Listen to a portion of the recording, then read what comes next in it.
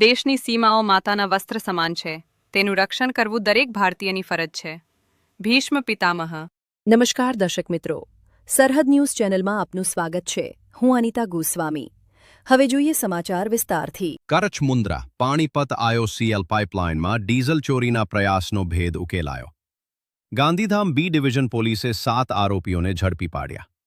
પૂર્વ કચ્છ SP સાગર બાગમારના માર્ગદર્શન હેઠળ કાર્યવાહી ચૂડવા સીમ વિસ્તારમાં પાઇપલાઇન ખોદીને ચોરી કરવાનો પ્રયાસ કરવામાં આવ્યો હતો. એલાર્મ સિસ્ટમ સક્રિય થતાં આરોપીઓ સ્થળ પરથી ફરાર થઈ ગયા હતા. પોલીસે CCTV, હ્યુમન સોર્સ અને ટેકનિકલ એનાલિસિસના આધારે તપાસ હાથ ધરી. ગાંધીનગરના સાદરા, પાટણ અને ગાંધીધામમાંથી કુલ 7 આરોપીઓની ધરપકડ કરાઈ. આરોપીઓએ પૂછપરછ દરમિયાન ગુનાની કબૂલાત કરી હોવાનું પોલીસે જણાવ્યું. ગુનામાં વપરાયેલા હથોડી, પાવડા, ત્રિકમ સહિતના સાધનો કબજે લેવાયા. રિપોર્ટ બળદેવપુરી ગોસ્વામી, સરહદ ન્યૂઝ, કચ્છ.